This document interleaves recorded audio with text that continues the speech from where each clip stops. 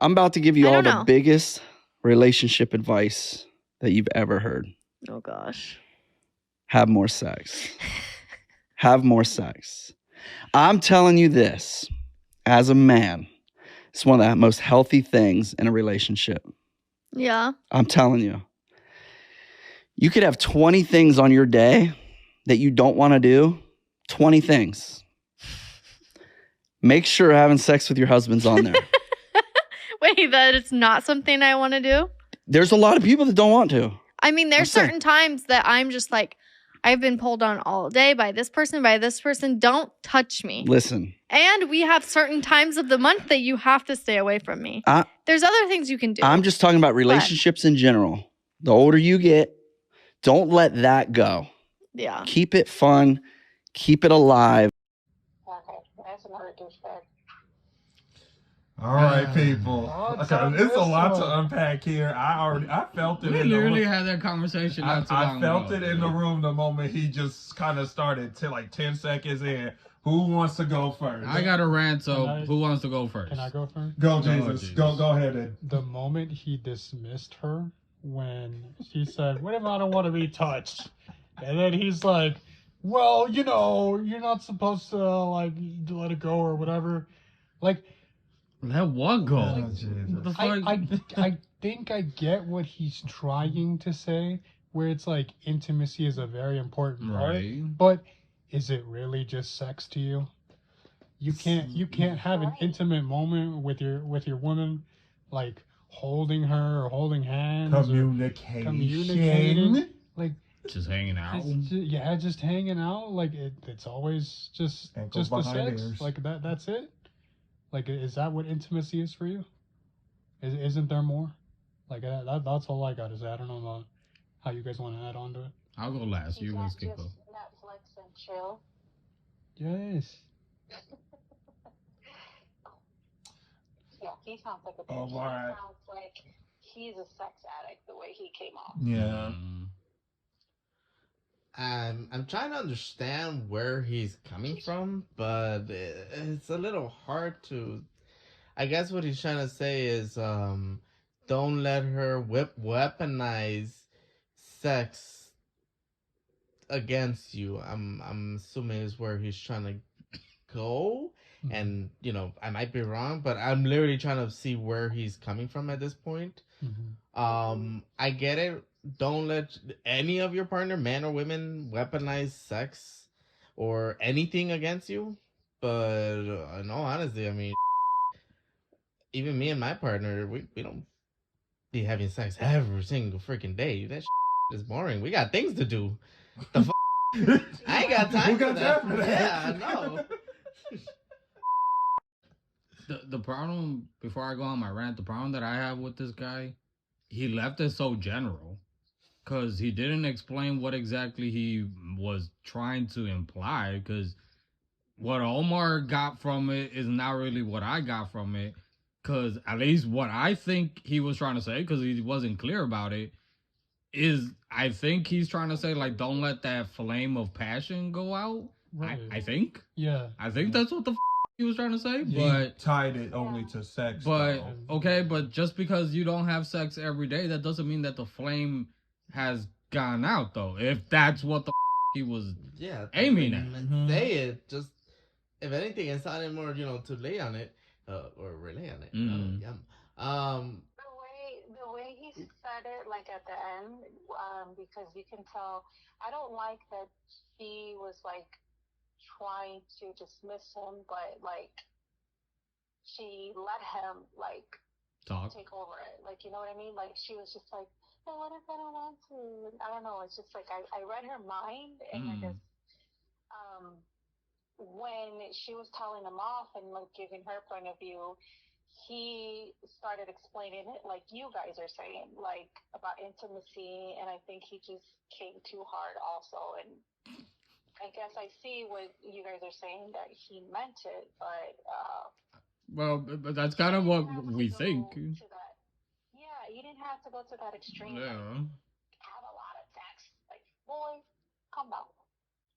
And it's something that I spoke about with Ian about a different YouTuber that we were talking about a while back.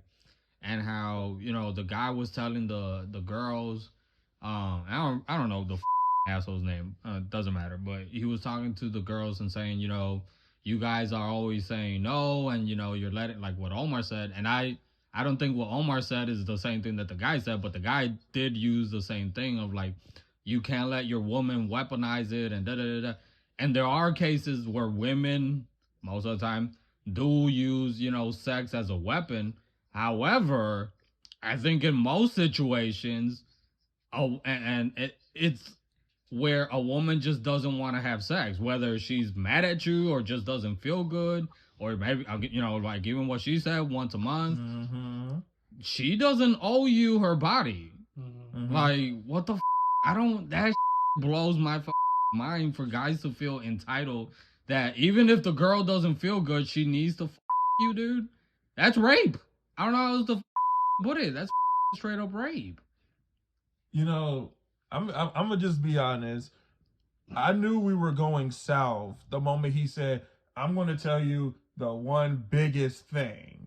Oh yeah. That was when the bells went off to me, because I'm like, how on earth are you able to point out what the biggest thing that's going to make a quote unquote relationship, something that's relationships, the most complex thing that no one in our generation, the people before us, and even the people after us have ever fully figured out? You mean to tell me that you got it down to just this one big thing? That's when I knew we were just kind of trying to just throw, at the wall and hoping that it sticks. And it really didn't. This actually, if anything, it just stinks, because he was being dismissive and he was making it sick. I think what happened was he's mutating the concept of, like you said, passion and romance, and only looking at it through the guise of sex. It was like, don't let that go out. Absolutely. You should always have that level with your partner. But the truth is, if you have a real relationship, there should be more ways for y'all to communicate romance and that without just like, throw it in the circle all the time. Because like y'all say, you got jobs, you got kids, you got life. You ain't gonna just be feeling it. Like, and you get bored. And then sometimes, you know what? Even sometimes in the midst of just having like sex, it just don't.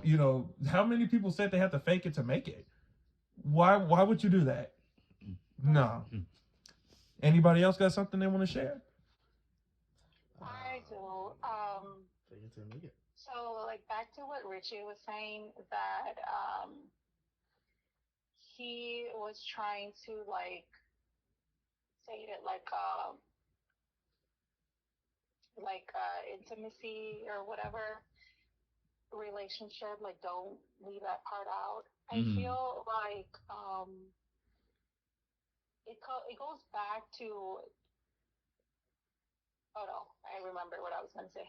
So Richie was saying that girls sometimes like use that like to their advantage or to their power. And I feel like we do that sometimes because guys let that happen.